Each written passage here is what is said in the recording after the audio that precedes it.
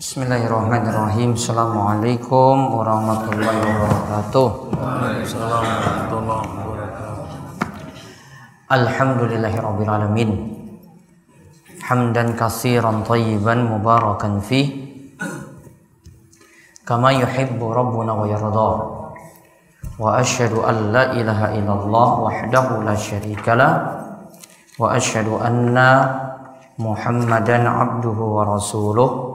Allahumma salli ala nabiyyina Muhammad wa ala alihi wa man tabi'ahum bi ihsan ila yaumiddin. Allahumma inna nas'aluka ilman nafi'a wa rizqan thayyiba wa amalan mutaqabbala. Puji syukur kita panjatkan pada Allah Subhanahu wa taala, selawat dan salam semoga tercurah pada junjungan kita Nabi besar Nabi Agung Muhammad sallallahu alaihi wasallam. Untuk subuh hari ini kita bersyukur bisa melanjutkan kembali pengawasan Ahad pagi. Kali ini melanjutkan pembahasan saking kitab Bulughul Maram karya Imam Ibnu Hajar Al-Asqalani, di mana kita masih mempelajari pembahasan haid dari rangkaian bahasan sebelum nantinya kita membahas masalah sholat, karena pembuka dari sholat itu toharoh atau bersuci terlebih dahulu. Nah, kali ini kita lanjutkan sekarang hadis Aisyah atau Ummu Atiyah? Aisyah tentang masalah haid yang nantinya bersambung dengan istihadah. Namun di sini yang kita bahas ketika seorang itu haid suci, untuk sholat harus mandi terlebih dahulu. Kita lihat hadis saking Ummu Habibah binti Jahash. Monggo dibaca.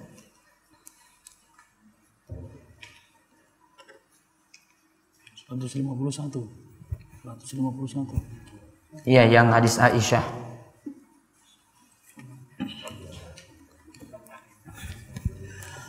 Wa an Aisyah radhiyallahu anha anna Umma Habibah binta Jahsin sakat ila Rasulillah sallallahu alaihi wasallam dama faqala umkuthi qad amma kanat bisuki haidatuki thumma tasili fakanat taghtasilu kulla salatin, rawahul Muslim.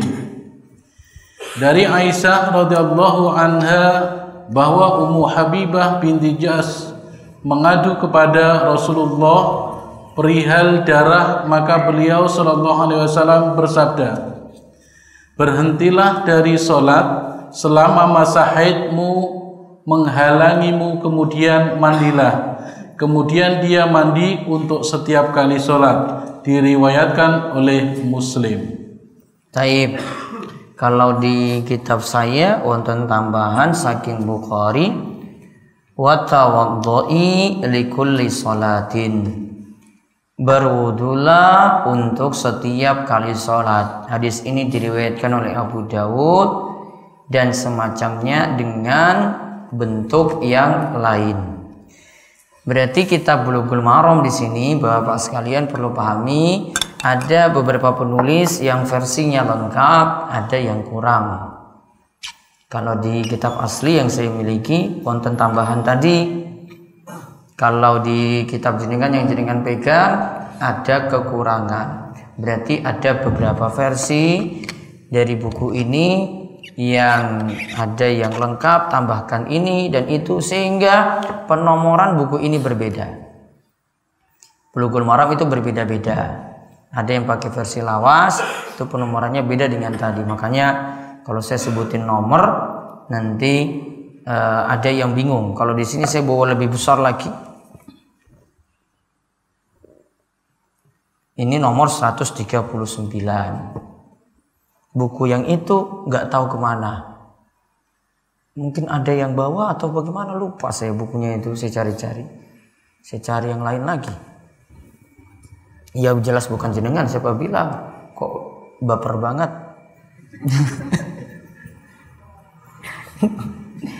Nah sekarang kita lihat Ummu Habibah. Ummu Habibah binti Jahash. Ini punya kaitan dengan istri Kanjeng Nabi SAW, juga yang namanya Jahash di belakang, yaitu Zainab binti Jahash. Zainab binti Jahash. Istri Nabi ada berapa? 11. Di antara yang pakai nama Zainab itu ada 2. Zainab binti Khuzaimah dan Zainab binti Jahash. Saudara dari Zainab binti Jahash itu adalah Ummu Habibah binti Jahash. Ada lagi namanya Himna binti Jahash. Semuanya ini 3 bersaudara, semuanya itu beriman pada Nabi Shallallahu Alaihi Wasallam. Ini diantara keutamaan Zainab binti Jahash. Dia punya saudara yang beriman. Nah, kita lihat di sini, dia mengadu kepada Rasulullah Shallallahu Alaihi Wasallam tentang darah. Darah niku najis napa mboten? Najis. Baik darah yang keluar dari 2 jalan, lewat kemaluan maupun lewat dubur. Begitu juga darah yang keluar dari selain itu, termasuk darah hewan pula, dengan catatan darahnya itu kasir, darahnya itu banyak. Dengan catatan darahnya itu banyak. Kalau cuma luka sedikit dimaafkan. Namun kalau lukanya itu ngalir darahnya, apa istilahnya ngalir? Nah, itu enggak berhenti, maka darahnya jadi najis walaupun tidak keluar dari 2 jalan. Yang ini kita bahas, dia punya masalah dengan darah yang keluar dari 2 jalan tadi. Dari salah satu dari 2 jalan tadi. Dihukumi najis atau tidak? Najis.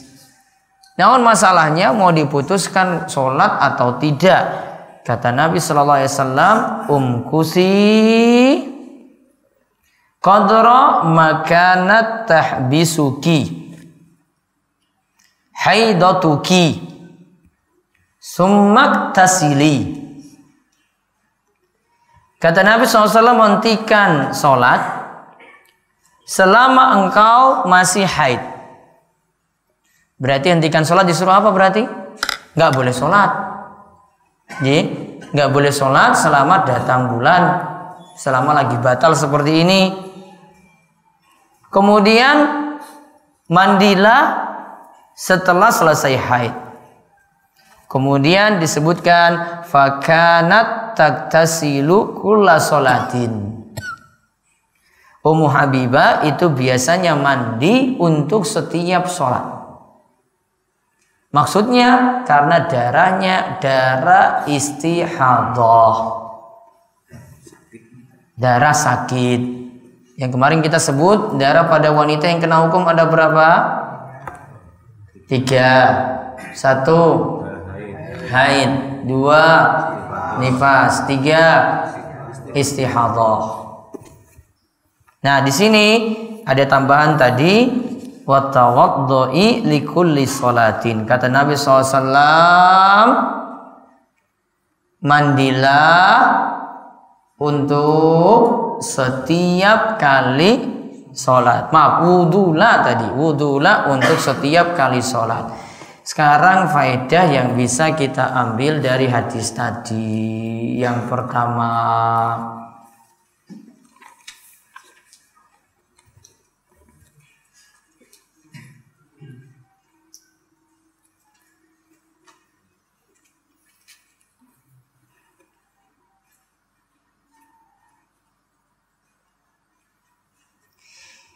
Bisa jadi wanita mengalami istihadah karena sifat turunan. Bisa jadi wanita mengalami istihadah karena sifat turunan.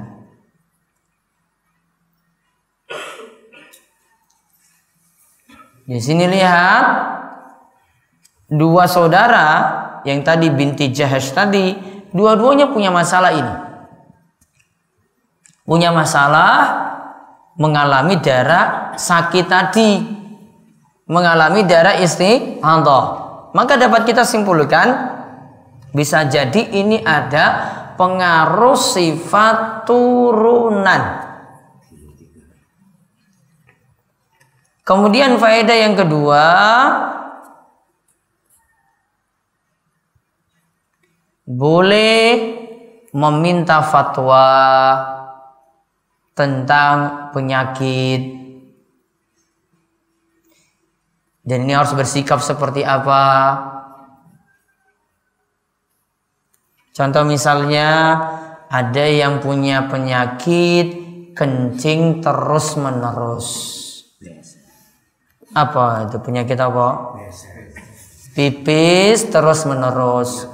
Biasanya karena apa itu sebabnya? Sepuh? Bisa sepuh, apalagi? Ya, kalau punya seperti ini, nantinya solusinya disikapi seperti wanita istihadah tadi. Setiap kali sholat berwudu. Ya, ini yang kalau punya penyakit seperti itu. Atau ada laki-laki namun ketika sholat ada darah yang keluar terus, maaf, dari anusnya keluar terus. Apa itu? Nah, kalau keluar terus menerus seperti itu juga disikapi sama. Berwudulah setiap kali sholat. Faedah yang ketiga, boleh mengadu pada manusia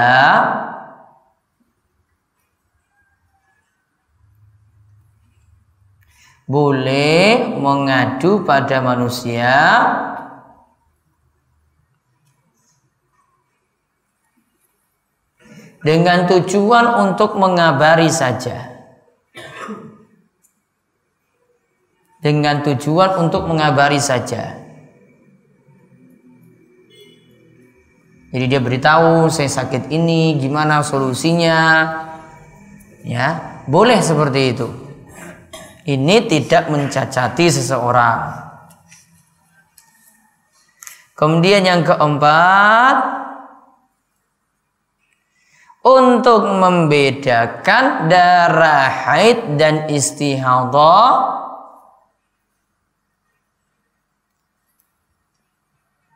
pertama kalinya melihat dari kebiasaan.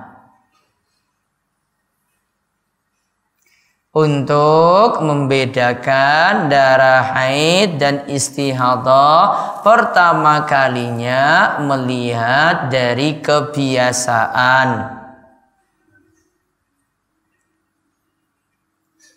yaitu kebiasaan haid.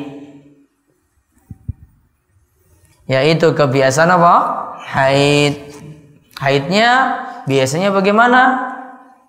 Kalau punya kebiasaan, alhamdulillah terbantu. Kebiasaannya tanggal 1 sampai tanggal 6, kok darahnya metu mulai dari tanggal 20, lanjut terus sampai tanggal 1. Oh, berarti datang tanggal 1 sudah dihitung itu darah haid.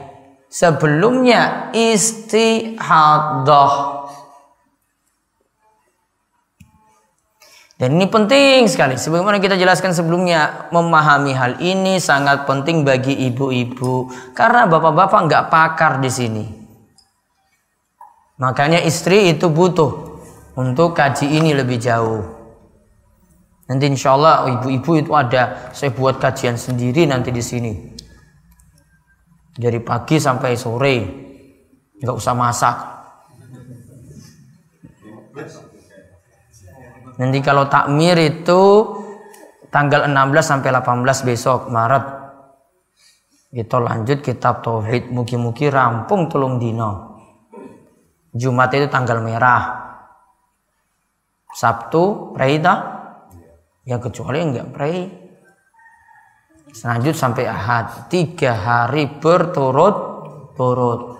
Itu malah sudah di booking wong Jakarta, Arab melu. Namun sayangnya di sini nggak ada penginapan. Itu. Ya kalau bawa keluarga gimana Pak Parjo? Coba keberapa sekarang? 5. Wanita haid tidak boleh melaksanakan sholat. Ya kan? Tadi disebutkan. Kalau datang bulan, maka tidak boleh lagi sholat.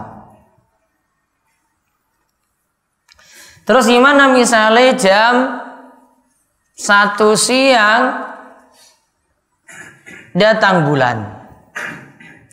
Namun mohon maaf belum sholat zuhur.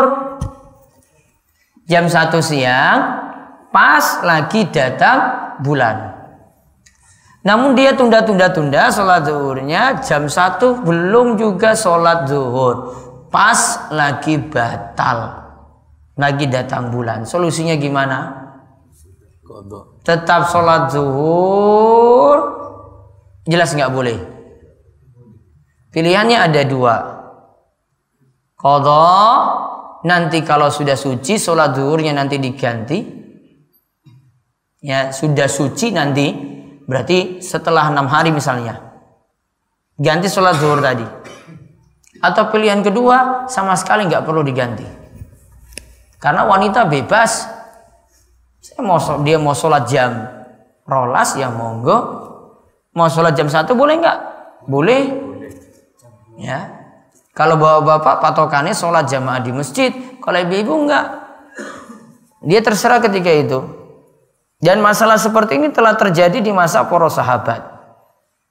Kasus haid itu ada.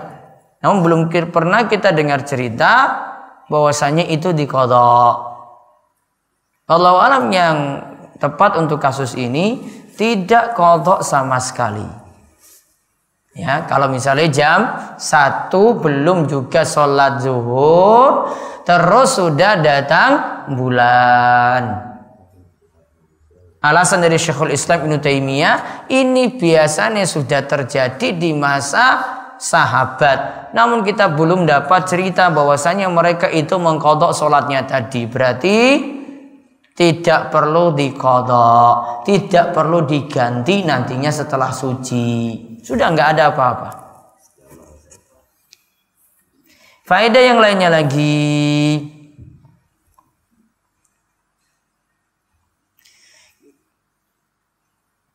Boleh seorang sahabat berijtihad dalam ibadah.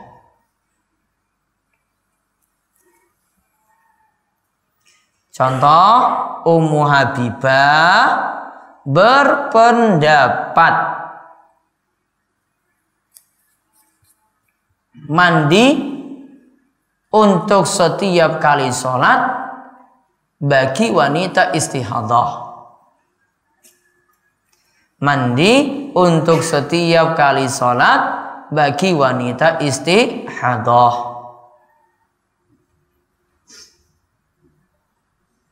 Apa perintahnya? Mandi di sini.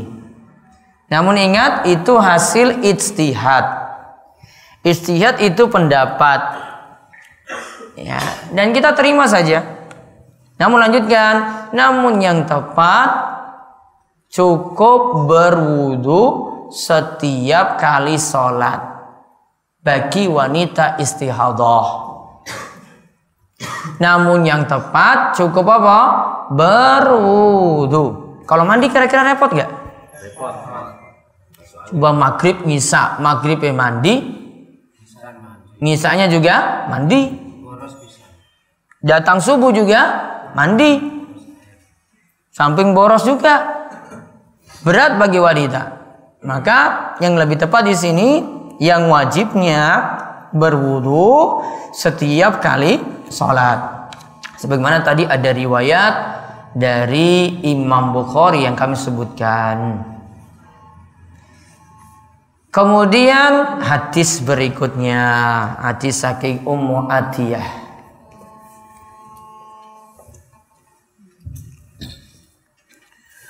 Wa an Ummi Atiyah radhiyallahu anha qalat kunna la na'uddul qudrata was-sufrata ba'da tuhri syai'a.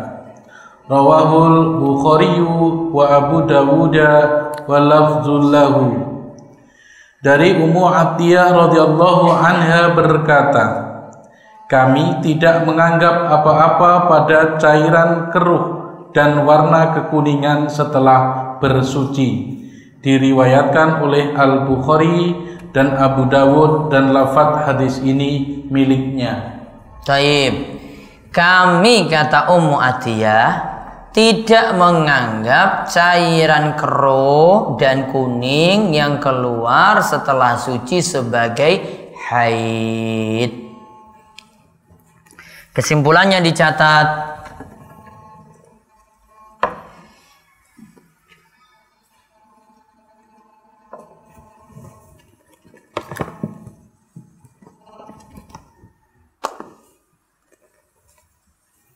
Jika cairan kuning muncul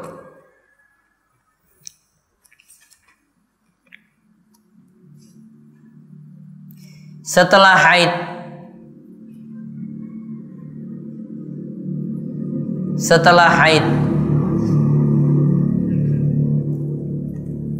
dan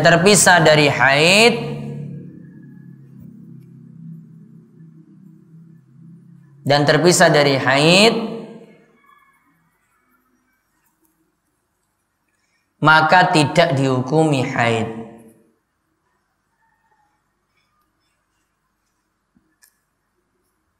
Kemudian 2, jika cairan kuning keluar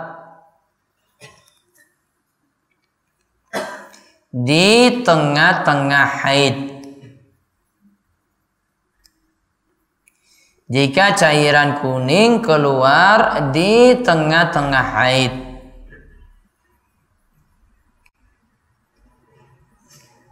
maka termasuk bagian dari haid.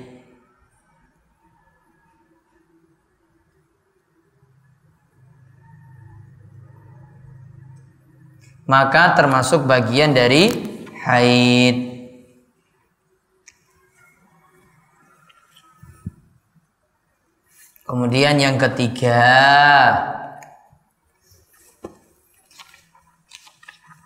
jika cairan kuning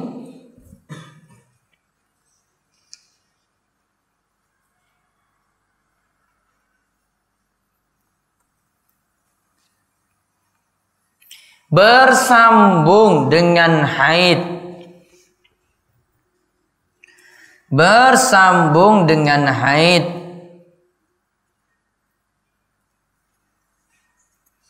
setelah haidnya, maka termasuk haid.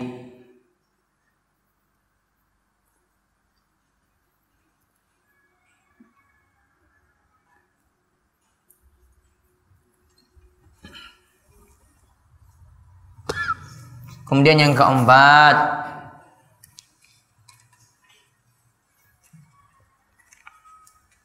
cairan kuning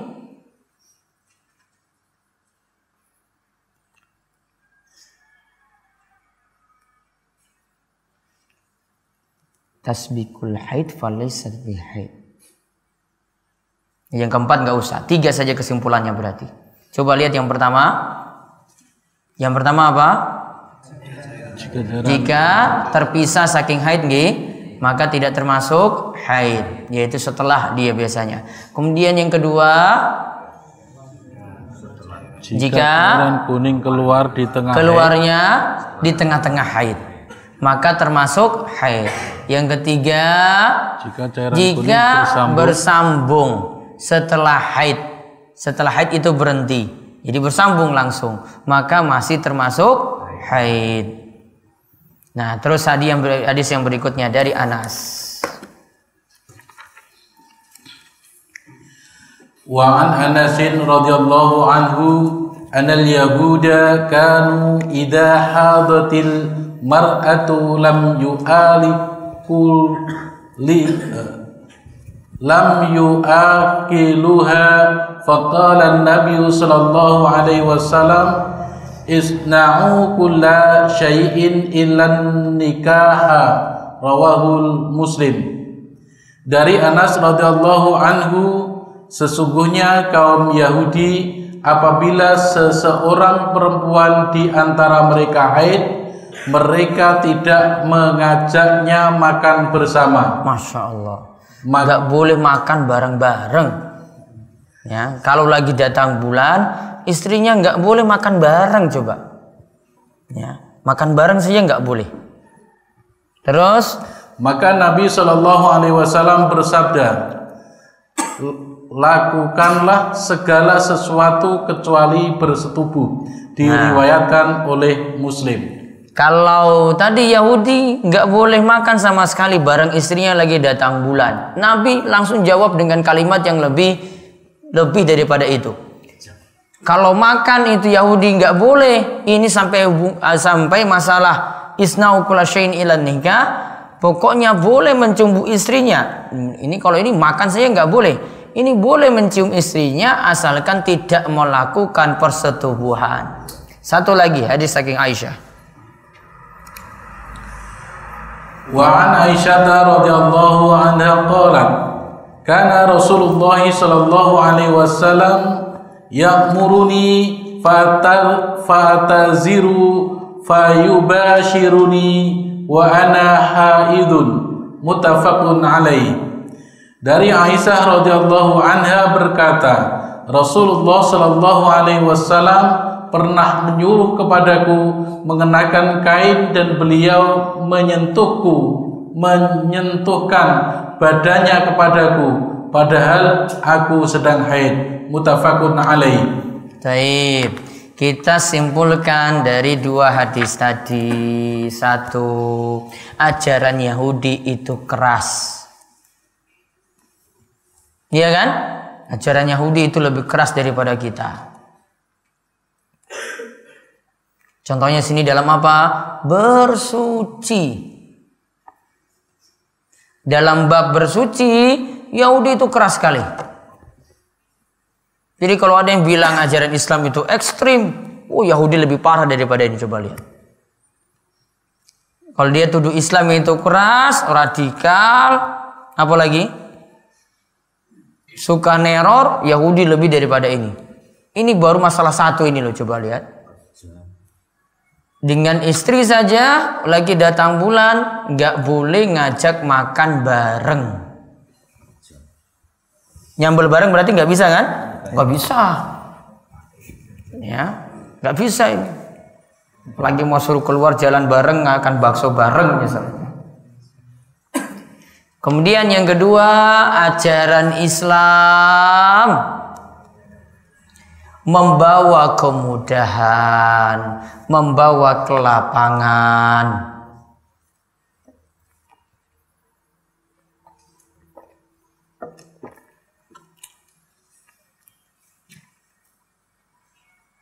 Yang ketiga, masih boleh bercumbu dengan istri ketika haid.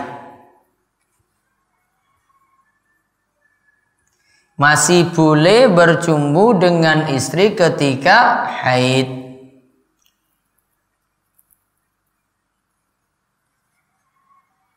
Yang keempat, tidak boleh menyetubuhi istri saat haid. Tidak boleh menyetubuhi istri saat haid.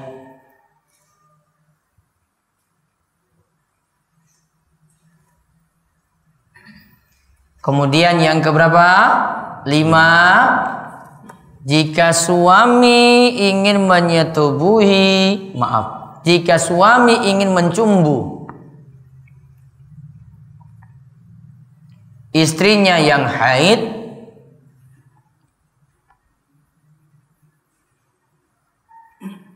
maka hendaklah istrinya menutup bagian bawah dengan sarung.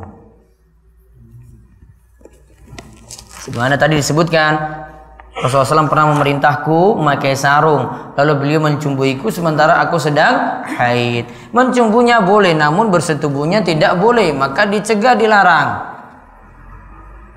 Ya, yang satu dibolehkan, yang satu itu dilarang. Maka tidak dibiarkan yang dibolehkan ini terus sampai nanti menerjang yang diharamkan. Faedah yang keberapa lagi? 6. Yang ke-6.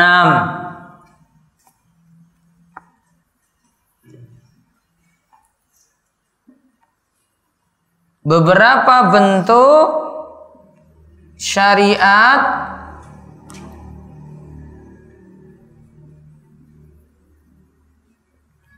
melarang perantara menuju yang haram. Melarang perantara menuju yang haram. Lihat, bersetubuh dengan istri saat haid nggak boleh. Ini tidak dibebaskan saja. Ketika dia mencumbui istrinya pakai sarung, berarti di sini dicegah dulu, biar nanti tidak sampai melakukan yang diharamkan, maka dicegah. Contoh lagi misalnya dalam masalah syirik, contoh Rasulullah SAW itu melarang kita menyembelih di tempat orang musyrik itu menyembelih.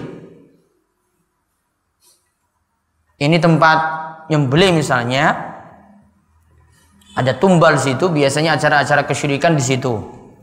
Kita bawa hewan kurban ke tempat itu juga, nyembelih di situ. Kenapa tidak boleh? Orang akan nilai ini kan untuk selain Allah. Kamu bawa hewan kurban juga ke situ walaupun niatanmu untuk Allah. Orang-orang akan menuduhmu bahwasanya, wah itu nanti juga sama ini kayaknya, ini untuk sajen juga ini. Ini untuk tumbal juga. Dicegah walaupun niatannya untuk Allah. Karena bentuk ibadahnya sama. Apa bentuk ibadahnya tadi? Sama-sama menyembelih. Ya, sama-sama menyembelih, tidak boleh. Dia cari tempat lain. Ya, dia cari tempat lain di situ. Karena nanti orang-orang akan menilai sama yang kamu lakukan. Contoh yang lainnya lagi, kadang dicegah lagi. Ini istilahnya diistilahkan dengan sadduz zara'i. Nutup pintu agar tidak terjerumus dalam pelanggaran yang lebih parah. Contoh misalnya lagi dalam masalah riba. Barter emas dengan emas. Syaratnya itu harus 2, yad dan biyadin. Mislan bimislin. Harus tangan dengan tangan. Berarti ada emas tukar langsung. Terus mislan bimislin, jumlahnya harus sama. Walaupun kualitasnya berbeda, yang satu 24 karat, yang satu 20 karat, tetap harus timbangannya dibuat sama. Kenapa demikian? Untuk mencegah biar tidak terjadi riba yang lebih parah. Karena orang-orang akan punya maksud sama. Oh, kalau ini boleh dilebihkan, saya nggak apa-apa, pinjamkan uang, nanti kembali uang juga, saya buat lebih. Itu namanya sadduz zara'i. Ya, itu namanya sadduz zara'i. Yang satu dibuat lebih dengan ada tambahan, itu namanya riba fadl. Riba fadl itu dilarang. Yang satu tadi dibuat lebih karena mungkin ada penundaan, namanya riba nasi'ah. Riba fadil dilarang biar tidak terjerumus dalam riba nasi'ah. Pembahasan syariat itu seperti itu sampai dicegah. Contoh lagi, kenapa tidak boleh sholat ba'da subuh?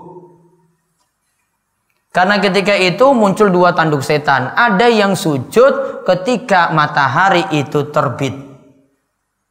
Orang Islam dilarang sholat ba'da subuh sampai matahari meninggi. Kenapa demikian? Biar gak ikut-ikutan seperti orang yang sujud ketika matahari terbit. Karena nanti ini, wah kamu jangan-jangan nyembah matahari ya? Karena pas waktunya ketika matahari terbit. Atau nanti sore matahari tenggelam. Itu dilarang. Kenapa demikian? Saat itu ada orang-orang yang sujud pada matahari. Orang muslim dilarang biar tidak dituduh sama. Maka ada syariat namanya saddu dzara'i, menutup pintu dari kerusakan yang lebih parah. Contoh lagi dalam masalah zina, yang dilarang bukan zinanya saja, perantara-perantara menuju zina juga diharamkan. Berduaan dengan lawan jenis, walaupun ini Pak Imam ditambah satu perempuan, berjamaah, tidak ada hubungan mahram, boleh atau tidak? Tidak boleh. Kata Imam Asy-Syirazi itu dimakruhkan dalam mazhab Syafi'i. Ini juga keputusan dari 4 mazhab seperti itu pula. Wah, saya ingin ibadah, masa seperti itu nggak boleh? Ya nggak boleh. Karena Imam Asy-Syirazi itu katakan, Rasulullah SAW itu bersabda, la yakhluwanna rajulun bi imra'atin illa salisuhuma syaitan. Janganlah laki-laki dan perempuan kholwat, bersendirian-sendirian saja, walaupun dalam sholat seperti itu. Kecuali yang ketiganya nantinya setan, artinya ngundang masalah. Setan turut hadir. Berarti ngundang masalah. Jadi dicegah. Islam membangun ajaran seperti itu, enggak dibebaskan begitu saja. Ya, ajaran Islam bukan melarang saja yang haram, namun hal-hal menuju yang haram juga dicegah, tidak boleh dilakukan. Contoh, kita harus memperhatikan kerabat lebih dahulu, tidak orang yang jauh. Dalam hal apa? Sedekah lagi sama. Ya, kenapa demikian? Kalau pentingkan orang yang jauh, ini mudaratnya pada kerabat. Kerabatnya jadi miskin, dicegah. Kamu jangan dulu yang sana, ini dulu. Sama juga kalau dakwah, mana yang lebih dipentingkan? Wong Papua apa wong Gunung Kidul? Nah, ini dulu di sini.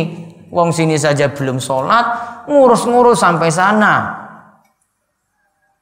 Hukum di sana fardu kifayah. Kalau ada yang sudah datang ya sudah. Hukum di sini ini fardu ain bagi dia.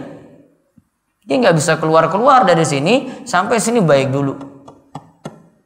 Ya, pentingkan yang dekat daripada yang jauh. Sama seperti nafkah juga. Nafkah pentingkan yang dekat daripada nafkah untuk yang jauh. Walaupun niatannya mau berdakwah. Ya. Dan dakwah itu mesti ngangge apa? Ilmu. Gak cukup dengan modal apa? Semangat gak cukup. Ilmu itu yang penting, tetapi harus didahulukan yang lebih dekat terlebih dahulu. Wallahu a'lam bishawab. Sampai di situ. Ada pertanyaan, diumumkan nanti tanggal 16 sampai 18 nggih. Itu ada daurah. Bagi yang mau ikut daftar, karena mau dihitung itu yang makan berapa. Nggak daftar nggak bisa. Oh nggak bisa, itu melanggar itu namanya. Besok kita nggak bolehin itu. Kalau makanannya sudah disediakan segitu, coba kalau misalnya pesertanya disediakan 100, terus yang datang 200, coba gimana? Si wae dinyam. Itu nanti beritahu takmir-takmir yang lainnya nggih. Itu bar saya umroh itu tanggal 16, 17, 18 Jumat, Sabtu, Ahad. Full kajian Ahad. Untuk keliling saya nggak ada, saya mau untuk itu sendiri. Ya, untuk 16, 17, 18 tadi. Assalamualaikum warahmatullahi wabarakatuh. Waalaikumsalam warahmatullahi wabarakatuh. Yang saya tanyakan ada dua hal. Yang pertama, boleh meminta fatwa kepada orang.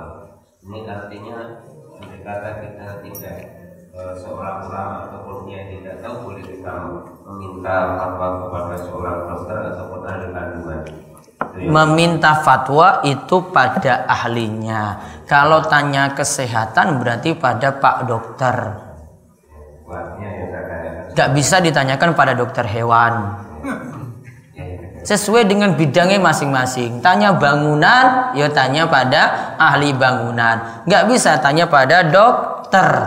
Ya, itu yang saya tanyakan, artinya kita misalkan seorang ulama, dia mungkin tahu, tetapi secara ahli ataupun prakteknya kan dia tidak menguasai, itu artinya kita bertanya pada ahli kandungan. Iya.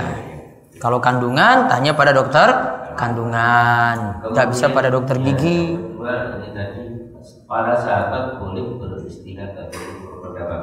Apakah hal ini berarti tidak menyelisih daripada Nabi kita Muhammad SAW? Nah, dia tidak menyelisihi karena dia buat lebih. Tadi kan diperintahkan wudhu saja. Ummu Habibah binti Jahash buat lebih, sudah saya mandi saja. Nggak menyelisih dia. Malah dia taruh yang lebih tinggi. Iya nah? Harusnya sudah wudhu saja. Saya mau mandi setiap kali sholat. Oh berarti kamu lebih. Nggak masalah. Ya, nggak masalah untuk dia. Yang ketiga tentang jamak suri, yaitu sholat, yang kemarin ya. Sholat antara misalkan zuhur dengan asar berdekatan, namun niatnya itu tetap berbeda. Sekarang seorang laki-laki, apakah hal yang sama dilakukan oleh? Terima kasih. Assalamualaikum warahmatullahi wabarakatuh. Kalau laki-laki nggak bisa, mau apa untuk jamaah suri? Misalkan ambil itu kan juga. Nah, baiknya seperti kemarin sudah dijawab, sholatnya tepat waktu, cukup wudhu setiap kali sholat. Ada lagi? Tentang sholat jamaah tadi yang di sholat zuhur dan asar ini digabungkan. Jamaah ya. Jamaah ya, saya tanyakan itu dua rakaat itu apakah satu salam apa dua salam? Taib, sholat apa ini berarti? Wajib zuhur dan asar. Nah, ini lagi safar. Dilaksanakan waktu zuhur. Lagi safar berarti? Iya, lagi safar. Berarti lakukan, kalau lagi safar berarti jamak qashar. Nanti lakukan sholat zuhur dulu 2 rakaat, salam. Satu tahiyat langsung salam. Setelah itu bangkit lagi, sholat ngasar 2 rakaat, tahiyat salam. Jamaah juga begitu. Kalau berjamaah. Kalau jamaah berarti sama-sama musafir. Iya, sama. Sama berarti. Di 2 rakaat salam. Iya, 2 rakaat salam, 2 rakaat salam. Jadi nggak digabung. Oh sisa 4. Ini sudah ada zuhur dan asar. Bukan. Zuhurnya tetap kerjakan zuhur, asarnya tetap kerjakan asar. Namun sudah diringkes. Pak Sudar.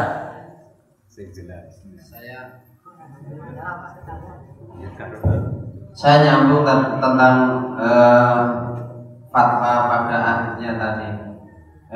Yang disampaikan Pak Fadil tadi kan ulama, tapi sekarang kan ulama itu juga ulama-ulamaan itu banyak.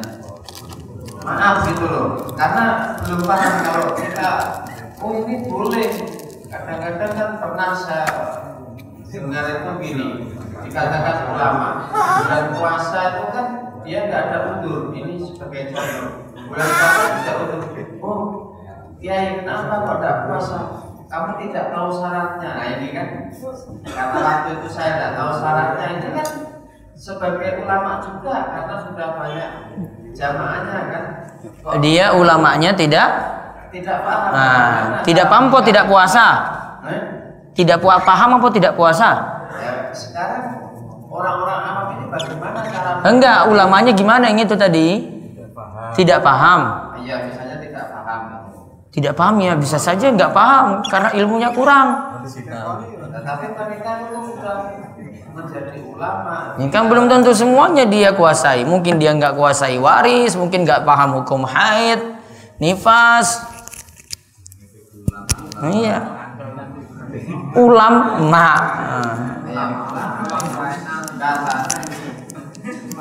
Tapi kan banyak sekarang di kalangan Ulam apa? Ulam lagi. Artinya apa ulam? Ikan kan.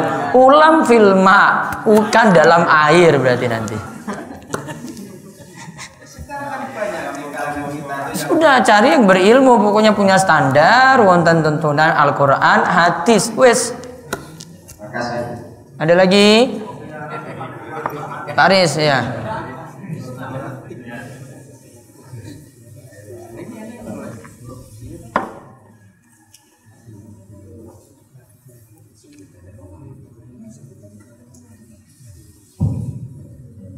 Mas Ustaz, langsung saja.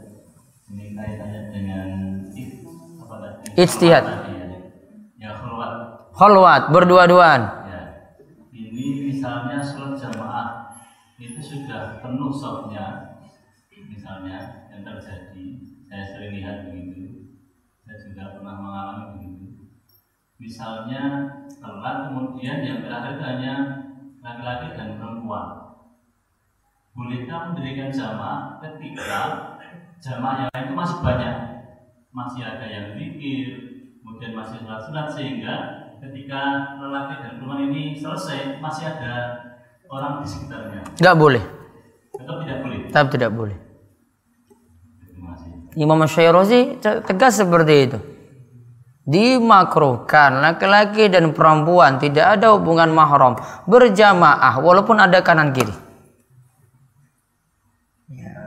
Hadisnya tegas. Seperti itu. Jadi yang laki-laki sudah sholat sendiri, perempuan sholat sendiri, kecuali ada laki-laki lagi datang, jadi dua atau jadi tiga, perempuannya satu nggak masalah, atau perempuannya tiga, dua, laki-lakinya satu, tidak lagi berdua-duaan berarti. Berdua-duaan tuh kalau cuma satu laki-laki satu perempuan. Jadi mungkin tunggu dulu sebentar, siapa tahu ada yang telat barang nanti. Kalau enggak, dia dirikan sholat sendiri. Nyambung dengan itu kan. Ya. Misalnya kita bawa anak kecil yang belum balik, apakah itu harus sendiri atau bisa berjamaah? Jenengan bawa anak kecil belum balik. Ya. Apakah Ada perempuan ada perempuan satu? Ini masih bisa selamat. Karena anak kecil dia belum balik pun dianggap berjamaah. Ya. Anak kecil pun itu dianggap berjamaah. Ya. Jadi misalnya kita bareng anak kecil kanan kiri, ya kanan di belakang itu, anak-anak kecil saja, walaupun belum balik semua itu dianggap berjamaah. Dia sudah dihitung, itu masuk hitungan jamaah. Gitu. Demikian ya untuk pekan depan libur, ya terus untuk malam Kamis juga demikian. Nanti ketemu lagi, ya. Nah, Pak. Mau tanya lagi. Masih nyambung hal itu. Ini yang saya tanyakan mengenai hal sholat untuk makmum masbuk. Dalam mengerjakan sholat yang makmum masbuk itu terdiri dari beberapa masjid dan musola ini, karena saya paling akan di sini saja juga itu dalam mengerjakan orang yang makmum masbuk tadi itu setelah imam itu salam, ada yang walaupun itu tidak bersamaan tertinggalnya itu kemudian dia membaca atau membuat jamaah sendiri atau melanjutkan jamaah sendiri, ataupun ada yang semua yang masbuk itu kan berbeda-beda masbuknya atau ketinggalan. Dalam mengerjakan sholat jamaahnya yang bersamaan itu sebatas mana? Baik, jamaah sudah rampung. Terus saya sama masbuk buat jamaah lagi. Iya, Satu mungkin yang satu agak maju, yang lainnya mundur gitu. iya. Baik, tidak perlu. Perlu sendiri-sendiri. Cukup sendiri-sendiri. itu semuanya ini perlu sekali kita terapkan di masing-masing masjid kita lakukan. Jadi sholat jamaah atau sholat makmur masbuk itu tinggalan dilakoni diri-diri, jangan kemudian jamaah melanjutkan itu seperti yang kita. Kecuali semuanya sudah selesai, ini mulai sholat lagi, memulai lagi buat jamaah kedua. Sesama yang telat, bukan sama yang masbuk, boleh. Walaupun sudah cuma mendapatkan salam terakhir. Saya pun Misalkan itu tadi yang disampaikan Pak. ya sudah, resikonya dia dapat yang rakaat terakhir saya sudah dirikan sendiri-sendiri. Kalau ada rombongan 3 katakan, sama-sama ketinggalnya sama rakaatnya, itu bolehkah untuk menjalankan jamaah melanjutkan? Sendiri-sendiri juga selesaikannya. Jamaah semuanya. Karena tidak dituntut dia lanjut lagi berjamaah. Pernah sekali saya ketahui di sini saja berkali-kali, dan mungkin di jamaah-jamaah yang lain, nek masbuk yuk dilakoni ketinggalannya dewi-dewi, tidak boleh mengerjakan jamaah melanjutkan jamaah imam tadi. Nanti disemayangkan malam Kamis. Nah, kemudian di depan itu apa itu? Papan apa namanya? Sutra.